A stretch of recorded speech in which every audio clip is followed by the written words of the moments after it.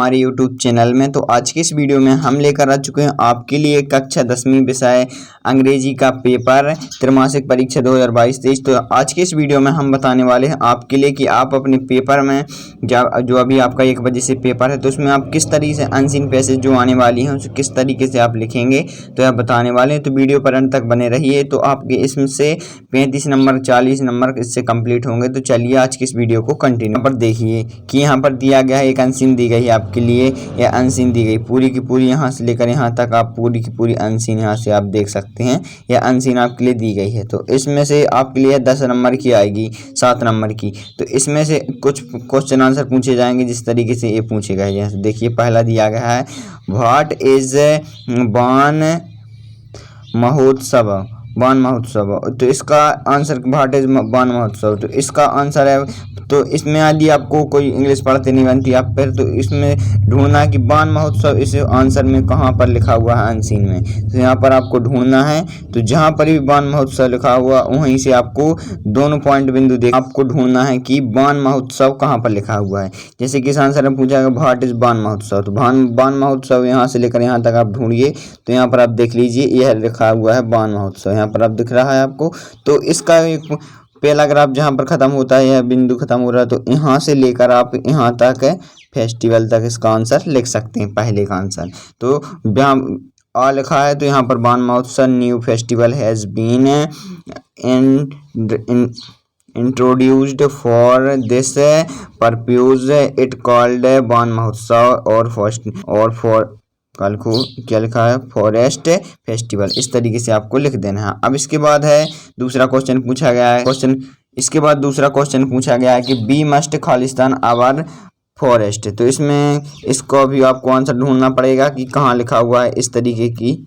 चलिए लिखते हैं। तो be must Khalistan our forest. तो इसका एक बिंदु ढूंढना पड़ेगा आपके लिए। तो इसके बाद आप इसका आंसर लिख सकते हैं। इसका हो जाएगा तो बी मस्ट हमें करने चाहिए हमें रक्षा करनी चाहिए अवर फॉरेस्ट। बी मस्ट हमें क्या करनी चाहिए खालिस्तान अवर फॉरेस्ट हमारे जंगलों की तो हमें रक्षा करनी चाहिए यानी कि प्रोटेक्ट करना चाहिए।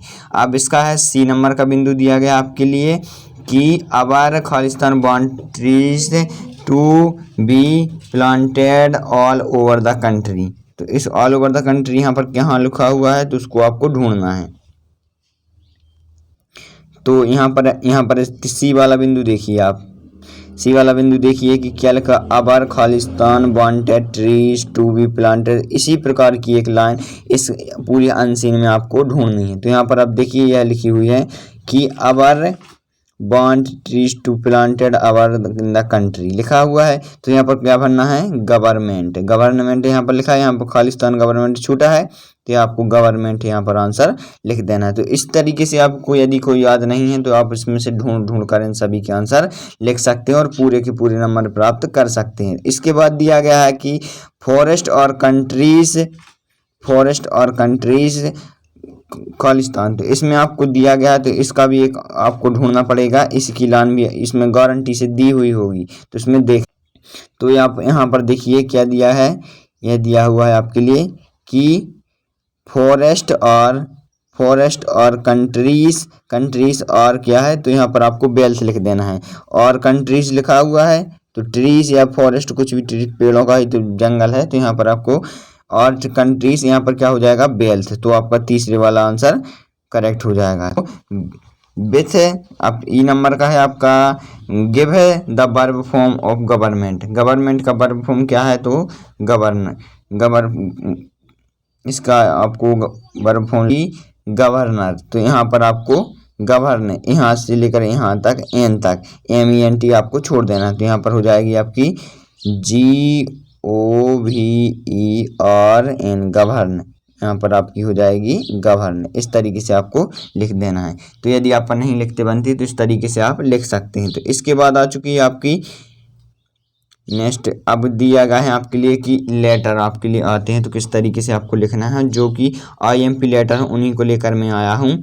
आपके लिए यह लेटर ज़्यादा आने की संभावना है कि अपने मित्र के लिए समर वेकेशन के लिए एक लेटर लिखिए। तो आपको यह लेटर लिखना है।